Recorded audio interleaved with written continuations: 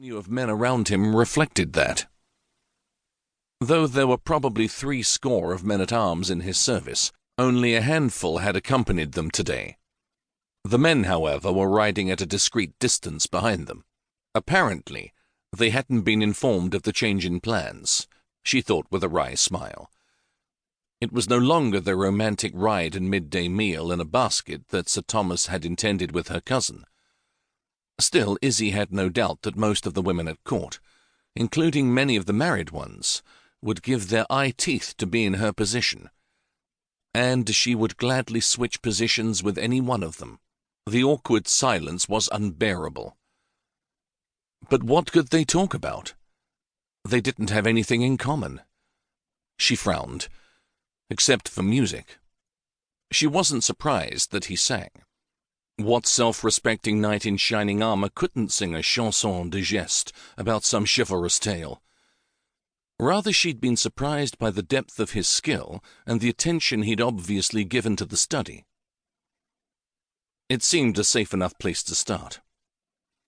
They had to talk about something, for goodness sake, and preferably something that wasn't going to make his spine stiffen and that formidable jaw of his turn to stone, which she seemed to have a unique ability to do every time she opened her mouth. She wasn't purposefully trying to antagonize him.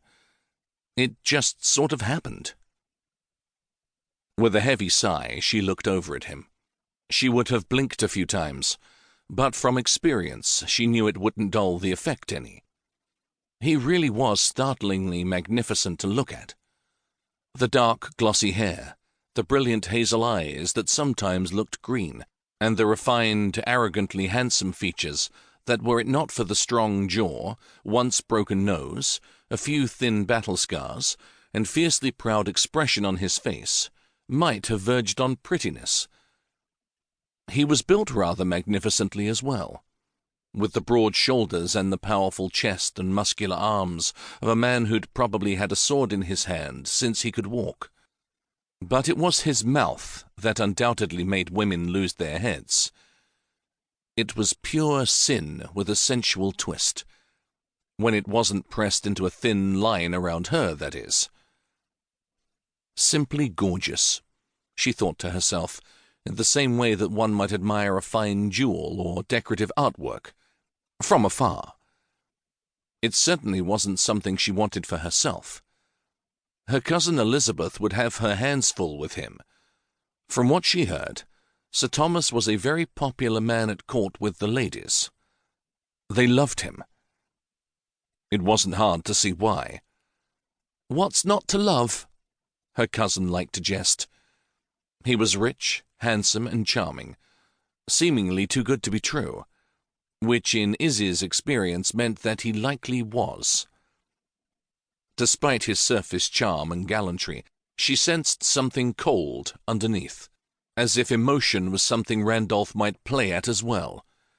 He could put on a good show, but she wagered very little really touched him. "Look," she said now, trying to hide her amusement. The situation was ridiculous, but she knew better than to think that he would see the humor. "I know this isn't the day either of us had planned, but we might as well make the best of it. I'm sure we can find something to talk about to pass the time." She was aware that she didn't actually sound too sure, which, if the arch of his brow meant anything, he seemed to be aware of as well. "Perhaps you might tell me about your musical training," she added hastily, recalling the surprisingly passionate exchange they'd had about music the other day.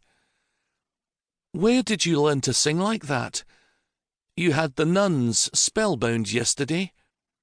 He held her gaze a little too long, as if he were trying to figure out some ulterior meaning to her words. Eventually he let the brow drop.